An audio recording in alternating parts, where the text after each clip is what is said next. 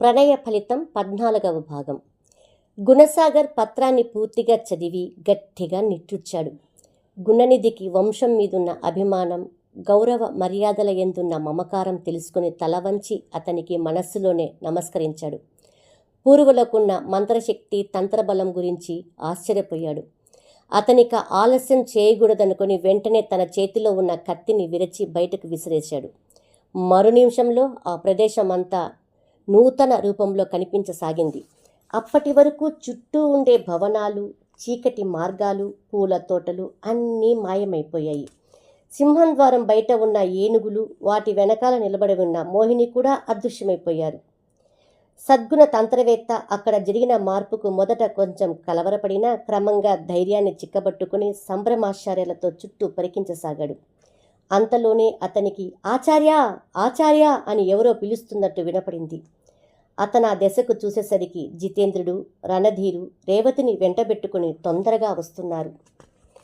తంత్రవేత్త సంతోషంగా వారికి ఎదురెళ్ళి అందరినీ ప్రణయభవనం దగ్గరకు తీసుకొస్తూ మీరిక్కడికి ఎలా రాగలిగారు అన్నాడు. జితేంద్రుడు తంత్రవేత్తకు నమస్కరించి, ఆచార్య, ప్రతాపసింహుణ్ణి, పద్మముఖిని వీరగడంలో బంధించి తిరిగి మిమ్మల్ని విడిచి వెళ్ళిన ప్రదేశానికి రాగానే రేవతి వల్ల మీరు ఇలా వచ్చినట్టు తెలుసుకున్నాను. ఆమెను వెంటబెట్టుకొని మిమ్మల్ని వెతుక్కుంటూ ఒక భవనంలో ప్రవేశించాం. అంతలోనే ఆ భవనం మాయమైపోయింది. ప్రకృతే మారిపోయింది. మేము బహిరంగ ప్రదేశంలో ఉండిపోయాము. ఆశ్చర్యంగా 4 వైపులా చూస్తుండగా మీరు కనిపించారు అని చుట్టూ చూసి, రాజకుమారుడు కనిపించడేం? రాజకుమారి సుమతి కూడా ఇక్కడే ఉన్నారని రేవతి చెప్పింది. ఎవరూ కనిపించరేం? చూస్తుండగానే ఈ భవనాలెలా మాయమైపోయాయి? ఇంత మార్పెలా వచ్చింది అన్నాడు. అదే సమయంలో ఆచార్య లోపలకు రండి అని ప్రణయ భవనంలో నుంచి గుణసాగర్ పిలవడం అందరికీ వినపడింది. అందరూ తొందరగా భవనంలోకి ప్రవేశించారు. గుణసాగర్ వేలితో ఒక వైపుకు చూపిస్తూ అటు చూడండి అన్నాడు.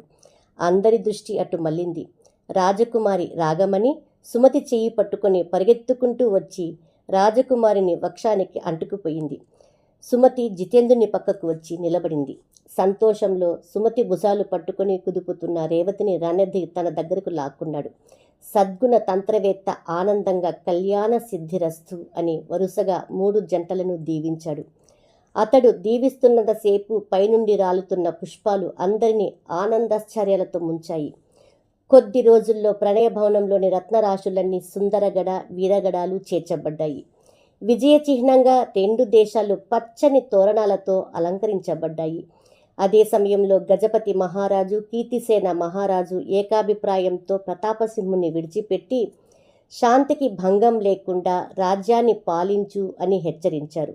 కానీ ప్రతాపసింహుడు రాజ్యపాలనకు ఇష్టపడక ప్రచండ దుర్గాధిపత్యం గుణసాగర్కే అప్పగించాడు. అతని గూఢాచారులందరూ కూడా జితేంద్రుని నాయకత్వంలో గుణసాగర్ పక్షాన్ని ఉండడానికి సంతోషంగా అంగీకరించారు.